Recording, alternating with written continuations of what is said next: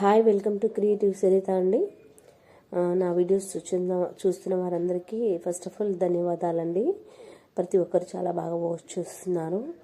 నేను ఈరోజు వచ్చేసి వైట్ పేపర్ కలర్స్ పేపర్స్ మేము ఎక్కడి నుంచి తెచ్చుకోవాలి అని అనుకున్న వాళ్ళకి నేను ఈరోజు వైట్ కలర్ పేపర్స్ అయితే కామన్గా పిల్లల బుక్స్లో కూడా ఉంటాయండి. రఫ్ పేపర్స్, వాటితో కూడా మనము ఫ్లవర్స్ చక్కగా తయారు చేసుకొని ఫ్లవర్ బొకే తయారు చేసుకోవచ్చు.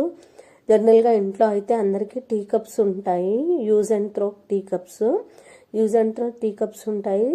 దాంతోపాటు మనము ఈ వైట్ పేపర్ని యూజ్ చేసుకొని ఫ్లవర్ కటింగ్ ఎలా ఉందనేది ఒకసారి వీడియోలో చూడండి. వీడియోలో చూసిన విధంగా ఫాలో అవ్వండి. ఫాలో అయ్యి మీకు నచ్చిన కలర్ని అప్లై చేసుకోండి ఫ్లవర్స్కి.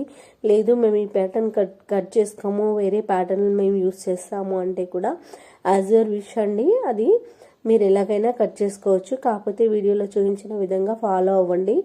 చాలా సింపుల్గా, చాలా డెకరేషన్ పర్పస్ అయితే బర్త్డే ఫంక్షన్స్ కానీ ఏదైనా ఈవెంట్ ఫంక్షన్స్ కానీ మామూలుగా మనము టేబుల్ పైన షోకేస్ చేసుకోవడానికి చాలా బాగుంటుంది. నేనైతే చూడండి మామూలుగా నా దగ్గర ఉన్న కలర్ పేపర్స్తో పెట్టేశాను. నా దగ్గర గ్రీన్ కలర్ అవైలబుల్ లేదు కాబట్టి బ్లూ కాంబినేషన్తో పెట్టాను. అయినా చాలా లుక్గా అనిపించింది. మీరు కూడా ట్రై చేయండి, కంపల్సరీ వస్తుందండి.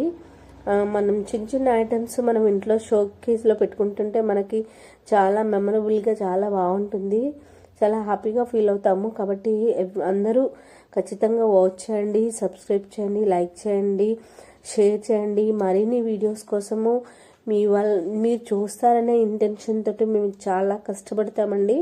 చాలా కష్టపడి వీడియోస్ తయారు చేస్తూ ఉంటాము. మాలాంటి వాళ్ళని ఎంకరేజ్ చేయడం వల్ల మాకు కొంచెం ఇంకా మంచి థాట్స్ తోటి ఇంకా బాగా చేయాలి అనే ఒక ఇంటెన్షన్ మాకు కలుగుతుంది. ఈ వీడియో నచ్చినట్లయితే సబ్స్క్రైబ్ చేయండి, లైక్